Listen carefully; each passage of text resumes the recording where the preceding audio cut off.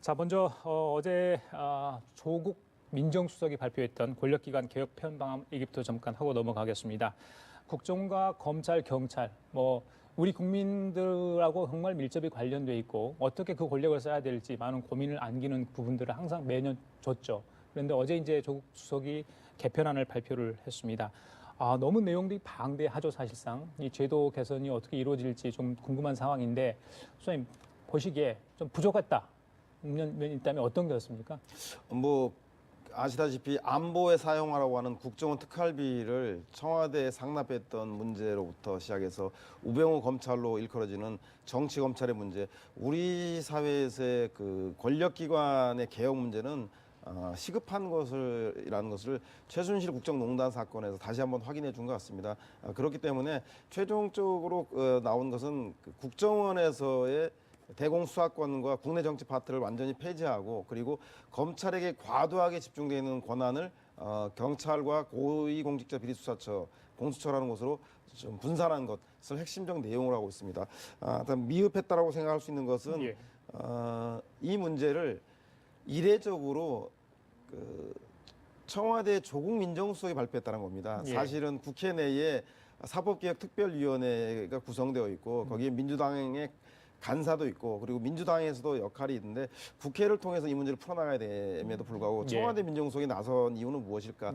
6개 법안, 국정원법부터 경찰법부터 국회법, 감사원법 등 이 사법기관에 대한 그 권력기관에 대한 개혁을 위해서는 무려 6개 법안을 개정해야 되고, 그리고 공수처법을 제정해야 됩니다. 그럼에도 불구하고 국회가 중심에 서지 않고 아마도 조국 민정수석이 나선 것은 저는 한계와 그리고 의지 두 가지를 반영했다고 하는 건데, 지금 현재 국회 사정이 자유한국당이 공수처 법안에 강력하게 반대하고 있습니다. 그리고 국민의당과 바른정당이 통합 문제로 인해서 정부 여당과 선명 대결할 가능성이 매우 높습니다. 따라서 국회 여건이 호락호락하지 않기 때문에 아마도 문재인 대통령이 지지율이 높은 것을 활용해서 청와대가 이것을 개혁 드라이브를 직접 걸겠다라는 취지로 청와대가 추진한 것 같은데, 그러다 보니까 야당에서 더욱더 크게 반발해서 실제로 입법까지 가기에는 큰 넘어야 될 산들이 너무 많은 게 아닌가, 그런 점은 좀 아쉬운 점이라고 할 수 있겠습니다.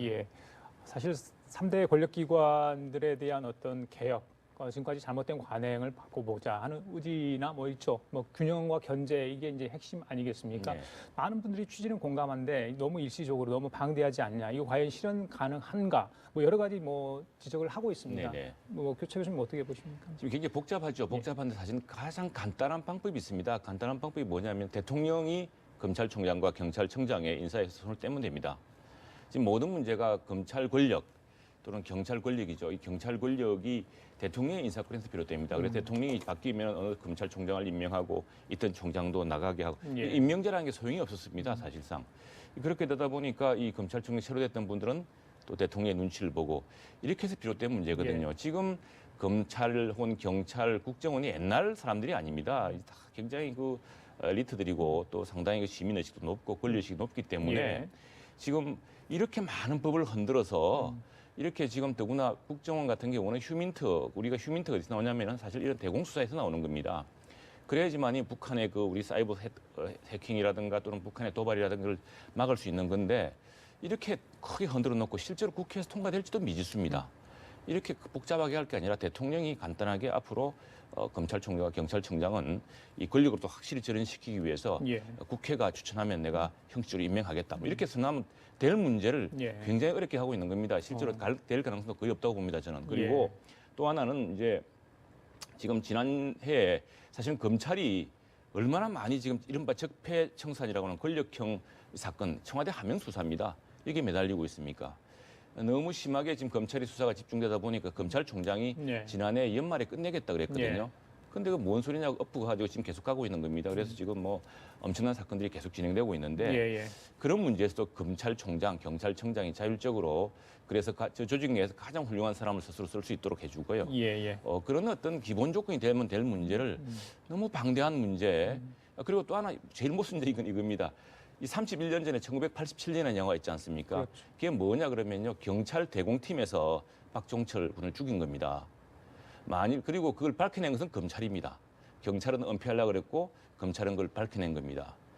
그리고 당시에 그 이런 사건을 보자면은 뭔가 이 1980년의 영화를 계기로 발표한 것처럼 지금 되어 있는데 그것도 역사적 맥락이 다른 사건을 지금 이야기하고 있는 거거든요. 여기서부터 난 조금 뭔가 빗나가 있는 거 아닌가라는 생각이 듭니다. 그 선생님, 글쎄요, 조국 수석이 이제 만약에 표류액은 잘못됐을 경우에 그 책임을 온전히 다 감당해낼 수 있을지 모르겠어요. 좀 이후에 지켜봐야 되는데 많은 분들이 그런 지적을 합니다. 지금 문재인 대통령의 지지율이 굉장히 높잖아요. 뭐 1987년이라는 영화 얘기도 했습니다만 지금 그러니까 물 들어올 때 넣어줘야 한다는 것처럼 개헌 논의도 굉장히 빡빡한 일정이고 굉장히 힘든 상황인데 자 권력기관의 개혁 이 부분을 밀어붙여가지고 과연 성공할 수 있겠냐 우려의 시선이 있을 수밖에 없거든요. 그런데 한 가지 그 재미난 것은 공수처 처리 법안이 지난해 국정농단 문제로 인해서 대선 때 여야 대선 주자가 모두 공약으로 합의한 내용입니다. 그래서 사회적 합의는 이루어져 있는데 다만 야당이 그 대선에서 패배한 이후에 야당이 된 이후에 검찰 하나라도 모자라서 공수처까지 야당의 정치적 탄압을 하는데 쓰느냐라고 하는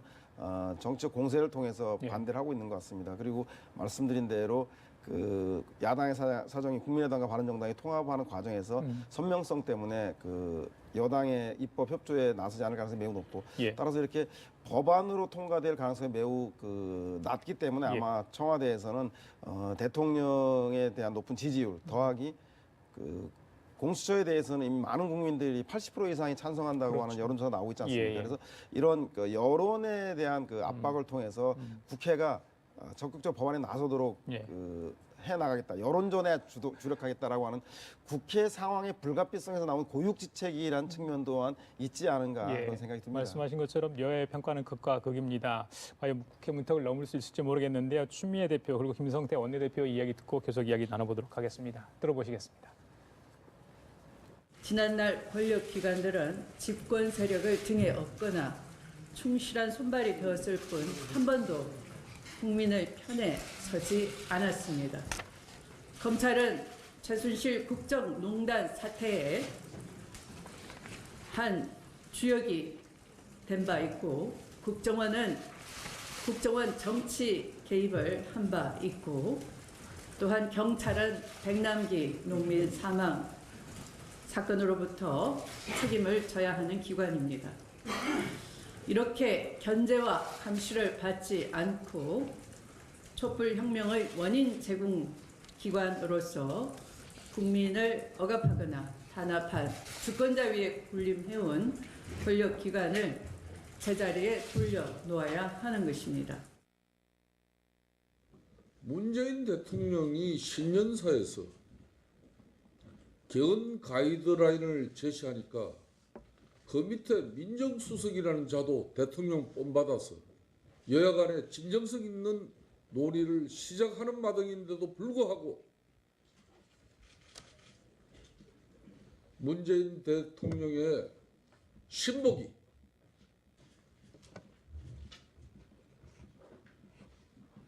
권력기관 구조 개편에 가이드라인을 제시했다는 것은 아연실색하지 않을 수 없고 대의기관인 국회의 논의 자체를 거들떠보지도 않겠다는 일방통행식 국정 운영에 함몰되어 있는 청와대 참모진들의 꼴불견이 아니라고 말하지 않을 수가 없습니다. 조 교수님, 아무래도 야당 쪽에 강하게 반발하고 있는 것 같은데요. 뭐 국회 패싱 비슷한 뉘앙스 얘기를 하는 것 같습니다. 사개특위가 지금 이제 막 시작이 돼가지고 논의를 할 판인데 청와대에서 먼저 가이드라인을 제시했다 이런 주장인 것 같은데 어떻게 들으셨습니까? 네, 그렇습니다. 그리고 조국 민정수석이 또 이 분야에서는 아주 정통한 학자 출신이기도 하고 또 이것 때문에 사실은 민정수석이 됐다고 하겠지만 그러나 엄밀히 따지면 대통령 비서관입니다. 대통령 비서일 뿐이고 사실 여기에는 여기 합당한 국무총리가 있고 또 이게 지금 행정안전부, 행안부, 그다음에 법무부하고 여러 기관들이 같이 논의해야 될 사안들이거든요. 분명히 뭐 국무회의란 것도 있고 국가정부의 그 조직이란 게 있는데 그걸 청와대 비서관이 이렇게 이야기해서 더구나 국회가 논의하고 있는데 이건 상당히 여러 가지 전략적으로 잘못된 거 아닌가라는 생각이 듭니다. 다만 그 야당도 지속적으로 반대하기 상당히 어려운 것이 가장 핵심적인 공수처의 쟁점이 공수처장 임명권, 맞습니다. 수사의 범위, 공수처의 규모 등등에 대해서 자유한국당이 강하게 문제제기하고 있는데 아마 공수처장 임명권에 대해서 정부 여당이 대폭적으로 양보해서 국회가 그 임명하도록 나아가서는 야당이 추천할 수 있도록 해 나간다고 한다면 예. 자유한국당도 이 문제에 대해서 이것이 대통령의 또 다른 칼이 될 것이다라고 하는 정치적 공세는 더 이상 설득력을 잃기 때문에 예. 야당에서도 좀 전향적인 자세를 통해서 이 문제에 대해서 여야가 사법개혁특별위원회에서 합리적인 합의안을 만들어 나가는 것이 국민들이 높은 예. 공수 요구 열망에 보답하는 것이 아닌가 생각이 알겠습니다. 듭니다. 뭐 검찰 얘기 됐으니 검찰 얘기 잠깐 넘어가고 가겠습니다. 이명박 정부 시절 국정원에 불법 정치 개입 있었잖아요. 댓글 관련 여러 가지 있었고 다수 관련 의혹이 있고요. 그다음에 국정원의 특활비 상납 의혹이 이제 최근에 드러나면서 검찰이 수사를 하고 관련자 2명에 대해서 영장을 청구했습니다. 내일과 모레사 영장 실질 심사가 있을 것 같은데 글쎄요. 지금 뭐 세 갈래 기로 수사가 진행이 중인데 결국 마지막 타겟은 이명박 전 대통령이다 이런 얘기가 나옵니다.